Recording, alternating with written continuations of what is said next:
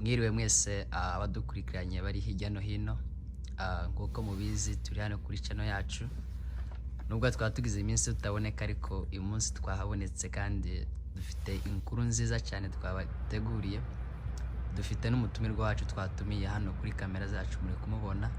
Reka atangira atwibwira mu mazina yiwe n'aho aturuka. Murakoze cyane, karibu. Murakoze umunyamakuru wacu Bienvenue. Njyewe banyita Pasiteri Laurent Muvunyi. Yego. Aba ni umupasiteri wa Living Hope hano muri Dayton. Kandi nkaba nyoboye n'umushinga witwa Hope Center of Dayton. Murakoze. Hari ibyo ashaka ko kutwereka uyu munsi wa none, nibyo tugira ngo tuvugeho nyamukuru cyane cyane. Ndi kubona hari ikintu kiri hano iruhande rw'iwe, ariko nyuma tutarakigeraho hari ikibazo ushaka kumubaza. Birumvikana ko muri hano kwakira impano nico igiye gukora, nico dushaka ko udusobanurira. Rero ushaka kudusobanurira icyo ivuze uyu munsi? Mu by'ukuri turi hano uyu munsi gufata iyi nkunga y'amafaranga twahawe n'ubuyobozi bw'umujyi wa Centerville. Yego. Bo bita ngo ni Centerville Washington Foundation. Yego. Ikaba yaduhaye umunsi inkunga y'amadolari 10,000 kugira ngo tubashe gukoresha. Ariko hagati aho ngaho, mbere y'uko baduha iyi nkunga y'amafaranga, nuko twari tumaze igihe hafi cy'umwaka n'igice turimo dukora ubushakashatsi hejuru y'ibibazo nyamukuru impunzi zose ziva mu turere dutandukanye cyangwa mu bihugu bitandukanye zigenda zihura nabyo kandi bya rusange kuriyeho. Ubwo rero tumaze gukora ubwo bushakashatsi, niho twaje gusanga hari ibibazo bikuru abantu bagenda bahuriraho bikurikiranye n'igihugu baba baravuyemo. Ubwo rero twaje gusanga ikibazo gikomeye cya mbere ari icy'uburezi, cyo bita education. Ikibazo cya kabiri cyari ikibazo kijyanye n'ubuzima bw'abantu. Icya gatatu tuza gusanga ko hari ikibazo cy'umuco. Uwo muco mu bihugu bigenda bitandukanye, ibyo twita twebwe imico iwacu cyangwa aho bava byashika inanga bikaba amategeko. Hanyuma tuza gusanga n'abantu bagenda bahura n'ibibazo byo kuba bafite ibintu bimwe bakagombye kugira uburenganzira muri kino gihugu, ariko ntibabigereho, cyane cyane nk'abasaza bashaka amazu. Ikindi kintu cyaje kuba icya rusange abantu bagenda bahura n'ikibazo cyo gutwara amamodoka cy'ibyangombwa, nacyo dusanga ari ikintu kigenda gikomerera abantu mu buzima bw'impunzi zose zihurira muri kino gihugu. Ni muri urwo rwego rero mu buzima tumaze kubona ubwo buzima bw'abantu bagenda banyuramo, nk'uko nari mbivuze ari hejuru, Hope Center of Dayton twakoze rero umushinga dushakisha inkunga zo gufasha. Uyu munsi nubwo twabonye inkunga yo kugira ngo tubashe kuba twafasha aba bantu nyine tuvuze aho haruguru.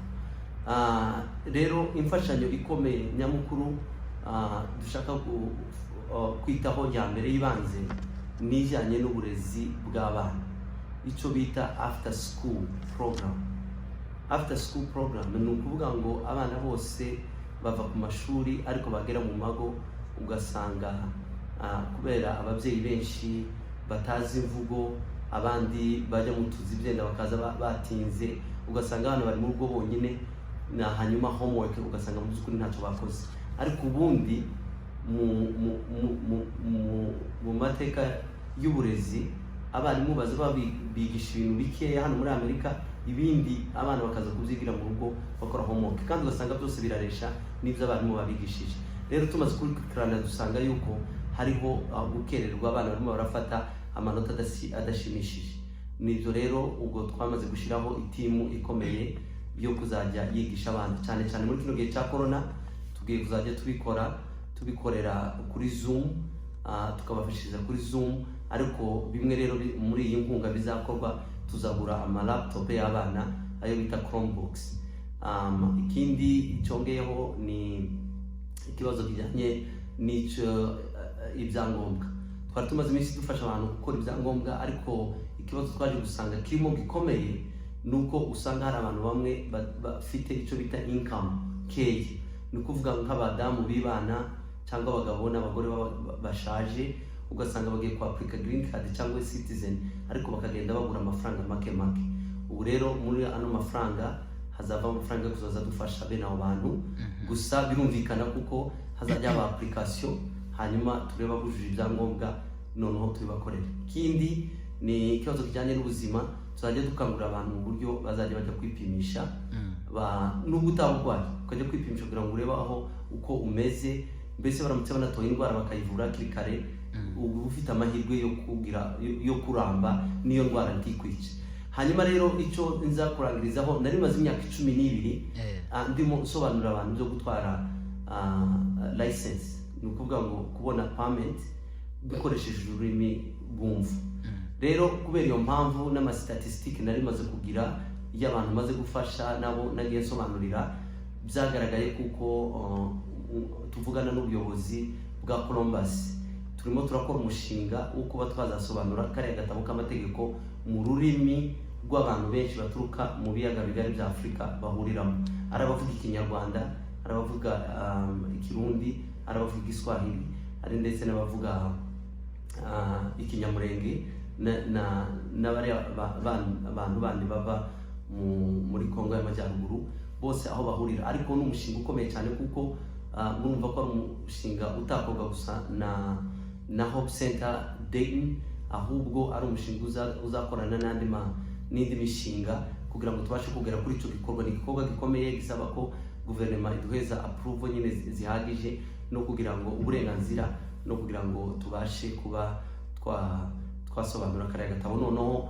abantu bakazajya biga amategeko mu rurimi rwabo. Kandi turimo dukora n'ubushakashatsi, nanone twaje gusanga yuko mu myaka 2 ishize abantu benshi, impfu nyinshi zabaye ari impfu zabaye zitewe n'amaksida. Bigaragara rero yuko icyo gitabo kimaze gusohorwa, abantu byaba byoroshye kuko bazajya batwara imodoka, ibinyabiziga byose ariko bumva amategeko. Tukiri aho ngaho ndumva nabareza abantu badukurikanye ikibazo, wenda nk'abantu babashakisha kuba babona ubwo bufasha bo babona gute? Mu by'ukuri mu buryo muzatubonamo biroroshye. Hope Center of Dayton wenyine turimo turakorera muri Centerville, hariho adresse ni kuri 150 Spring Valley Avenue, Dayton, hanyuma zip code ni 45558. aho ngaho ni adresse. Hanyuma nanone hariho nimero zanjye ni 937 266 0447. Hanyuma rero dufite na website, ushobora kujya kuri website yacu wageraho ukareba ahantu handitse ngo Hope Center of Dayton, ugakirika aho ngaho, hanyuma uzahita usangaho link ishobora kukugezaho twebwe watubonera byose. Murakoze cyane ku busobanuzi muvuye kutubwira. Ubwo rero wumva ko akinobwo bufasha, urumva yavuze ibintu byinshi bitandukanye, imishinga ikomeye cyane gufasha abantu mu buryo butandukanye, kubona za perime n'ibindi bitandukanye, no gufasha abana nyine muri ubwo burere. Rero waba umukeneye yatanze information, ushobora kumushakisha kugira ngo umubone kandi ufashwe cyane. Rero tugana ku musozo, icyo ushaka kutubwira?